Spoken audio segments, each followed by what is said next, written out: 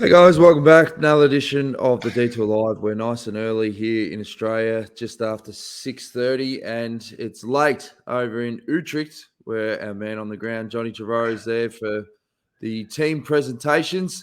And Johnny, how you faring? We're struggling. We're cooked. Well, we got in. We got here to Utrecht just after midday, and then we had to go get accreditations. Got to our hotel. The only good thing, our hotel was 50 metres from the team's presentations. That's the good thing.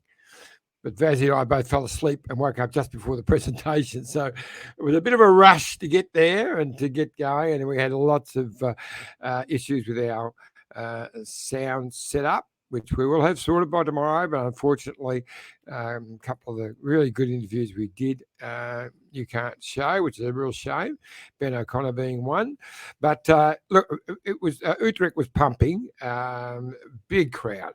Absolutely huge crowd, and it built, and the last team to get introduced was Jumbo, of course, and it just went ballistic. You could feel the ground shaking. It was fantastic, and we're right in the heart of the old town of Utrecht, which is a wonderful city, university city, probably the most bike crazy city in a bike crazy country, which is pretty amazing. All little cobble streets and lovely restaurants. As you know, I just had dinner down the road. It was just like a fantastic feeling, fantastic scene, and the city and the country is pumping for the Vuelta. Well, obviously they're parochial in Holland for Jumbo Visma, but I mean the fact that they've won the Tour de France, they've broken the shackles. And what people forget is that team's history. I was talking to Matt Heyman on the last day of the Tour de France. He said, mate, good on them, because you think of the struggles that they had when it went from Rabobank, Team Blanco, and they openly said, no, we've got a plan now. We're going to win the Tour de France. There must be huge support for the team, as you said. Yeah. Look, they went absolutely ballistic because it's a Dutch team. Oh, no. Now Wi-Fi's cutting out. So we're off to an absolute cracker here, folks, on the detour if he's frozen. What we'll do is we'll run his interviews pre-start. And sorry for the audio issues, but these are sort of the best of the interviews that if you could put together. So enjoy. It just depends on how the race goes. I mean, we have to look to what the other riders are doing, the other GC riders, and really go from there. I mean, the Vuelta is such an aggressive race. I think there's something happening every day that you need to be switched on and take advantage of any opportunities that come. Is that you or me? You never know when you're going to see me again, No, second. I did it in 2015 when I crashed on the shirt, so I've been here once before. What's been your plan? What's your plan for this 3 weeks? Look, we got Mike Woods is going to be the GC hope for us, no doubt. And then, there's some stages that might suit a guy like me or Paddy along the way. We've got Itamar as our sprinter. So we got quite a few cards to play. Not really like one sure focus on GC accident, so that's going to be our priority. Definitely keep our eyes open for those breakaway days. And for you guys and 3 or 4 other teams, it's been a real battle with this whole qualification, ventilation carry on. How's that look for you right now? Look, we're up against it. We know it's going to be a tough tall ask for us to stay in the water. But, we've got a lot of racing still to go at the end of the year. We missed the first part of the season, but now we've got a lot of motivated guys. Guys know what's at stake as well, not being in the World Tour, so everybody's going to be there fighting for the end. But, nobody's sure if it's going to be set in stone, if that's going to be 18 teams only left in the World Tour. So there's lots of rumours spreading around at the moment. It's been a bit of a last minute warm-up, but I did some training with the boys in Toronto for Triple T, and when I saw it started with Triple T, I was pretty excited. It was unfortunate for Alex Emerson and crashed in Poland and Peter Smith, so Tim's out, so gave me a call, and after not finishing the tour with COVID, I really wanted to through a Grand Tour, and we've got a really great squad here, so I was excited to come along for the project. So yeah, I've never done the Vuelta before, so one door closes, another one opens, so take that opportunity as you can. Normally I do the tour and I'm recovering and doing the one-day races till the end of the year, but yeah, I've recovered now and looking forward to the next month. First, it's my first Vuelta as well. Oh, there we go. We can coach each other through. We're going to try and grab you every day. Oh, yeah? Okay, there we go. Yeah, right. Sounds good. Sounds good. We'll see you there and I'll speak soon. Cheers.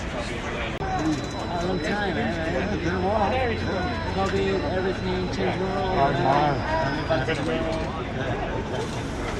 So we're running it out? Yeah. So, what are your plans for this I'm pretty excited, because it's the first one with this team. So this feels like the first one ever. So I'm really excited. Of course, we want to impress, and the form to impress is being professional. And like I said, enjoying. But for enjoying, you need to look after yourself, look after the team, share your experience. It's a pretty hard one. No one is going to treat me really well. I hope this will be a different one. So, and your form this year, how have you felt then? At the beginning, I had a rough year. I can find myself really well. I don't know what is the reason. I was right, problem with COVID or injuries. And myself, I guess, is COVID. And until summer, I started really well, like in Dublin, and after that, it's better and better and better. So also that makes me nervous for the weekend. Hopefully everything is coming to the way, and yeah, it's 3 weeks, anything can happen. But I find myself really good. Good luck for this trip. Thank you very much, and big hope for everybody in this one. Oh yeah, I mean some things change and a lot of things stay the same. But yeah, I'm excited to be here in Utrecht for the start of Vuelta and second Grand Tour, like you say. So it should be interesting, and can't wait to get started. So your form's obviously been pretty good over the last few weeks. So what's the plan? Run yourself in, or pretty important big day, first day tomorrow too? Yeah, I mean the GT2's. I don't think it'll be the be all and end all, but yeah, it's definitely important to get through fast and also safe tomorrow. So hopefully we can do that. Yeah, I mean, not sure exactly how the form will be, but yeah, I had quite a long time off after the Giro, and then built it back up again pretty slowly, and did a block of altitude training before some Spanish racing, and then then a bit of downtime, and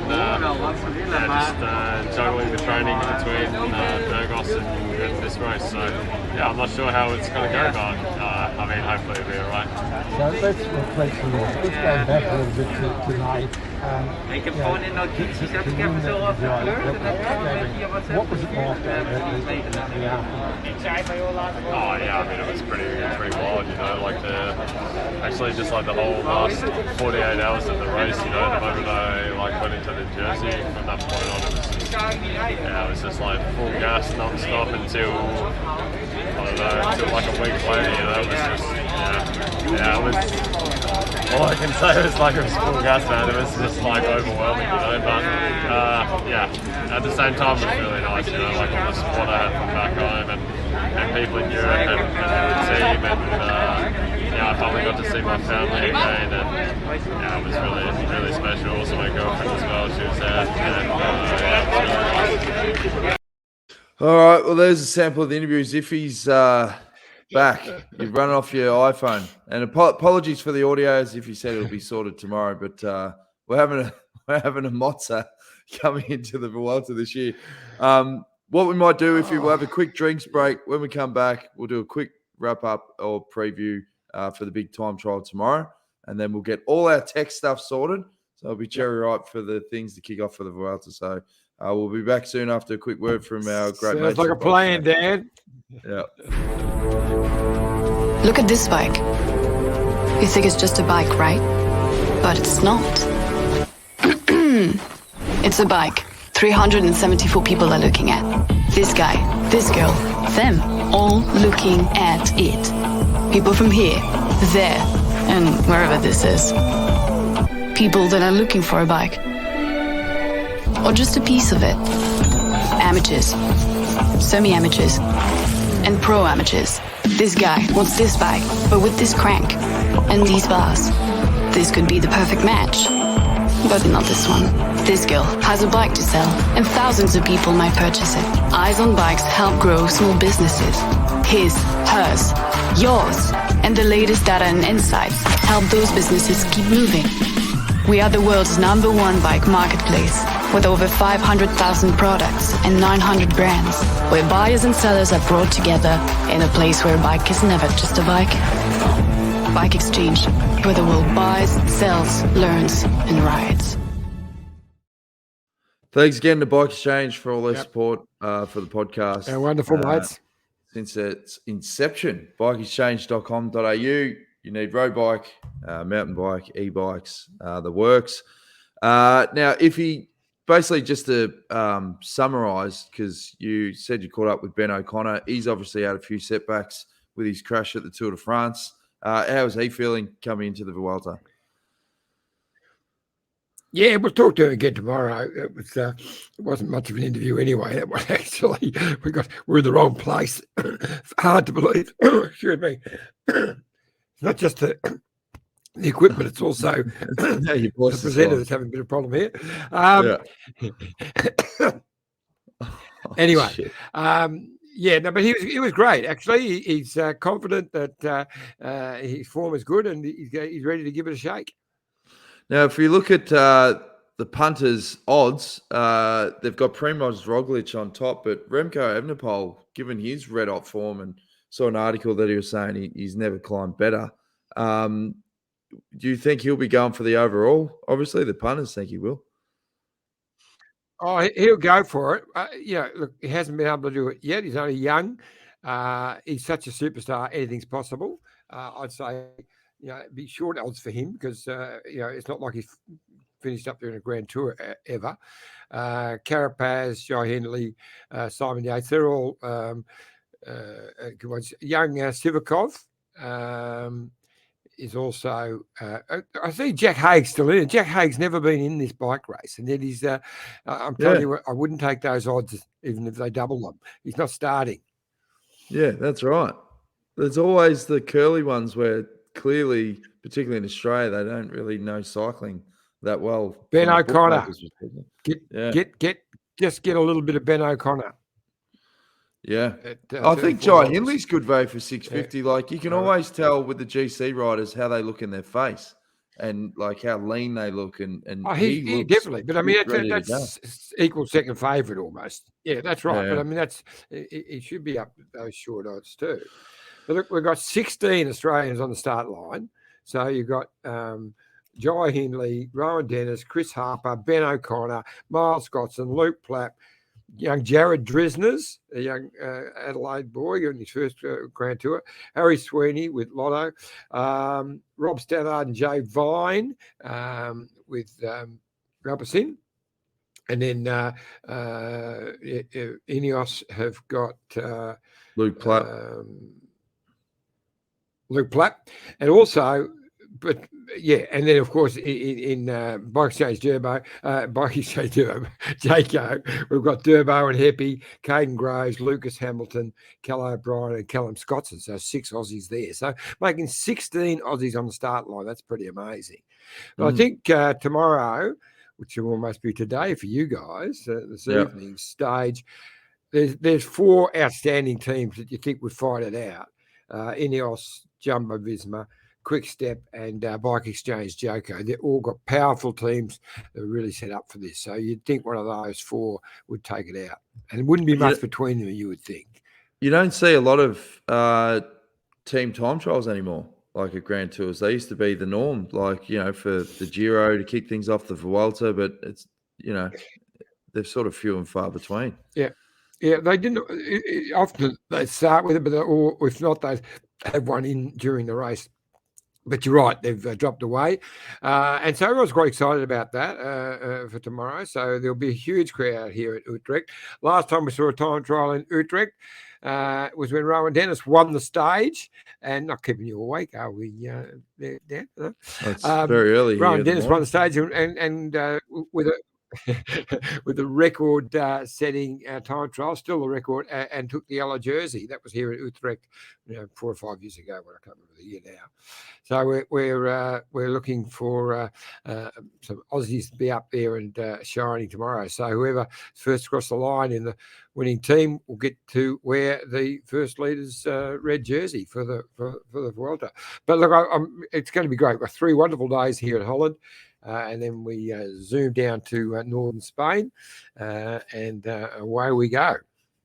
Now, Rowan Dennis is obviously one that's in good form. Gold medalist at the Commonwealth Games in the time trial, and then he pulled out of the road race because he was a bit crook. I think Luke Platt was saying it last episode. How's he feeling? You didn't. He got stomach cramps. Yeah. Did we? Yeah. Do we get any of it? Do we get any of the Rowan Dennis interview? Because it was a good one. No, it was at the tail end, but after watching the other ones, I was like, people can't make out what they're saying here. Oh, yeah, I thought he was a bit clearer. But anyway, no, he's good. He was in bright form. He was having a laugh and a joke. And, he's excited. He says they've got a very strong team, and Primoz is here to win. All right, a couple of live comments before we wrap things up. It's going to probably be the shortest detour we've done in a while.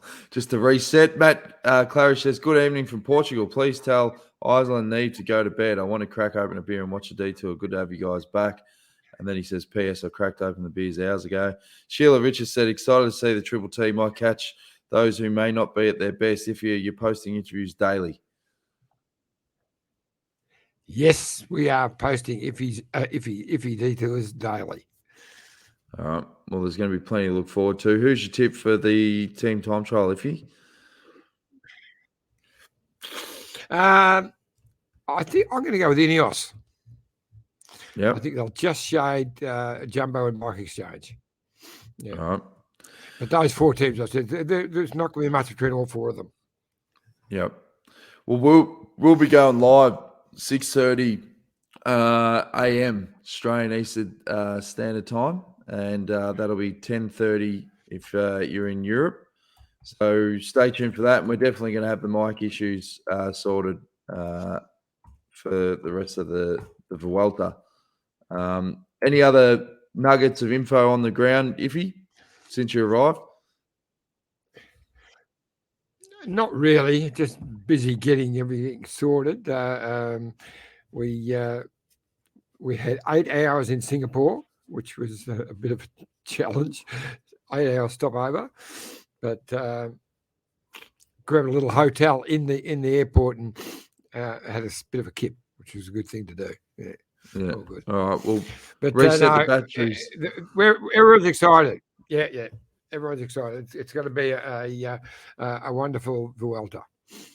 All right. Well, stay tuned to the detour. We'll see you again tomorrow, and no doubt it's going to be a massive opening stage for the Tour of Spain. So we're looking forward to it.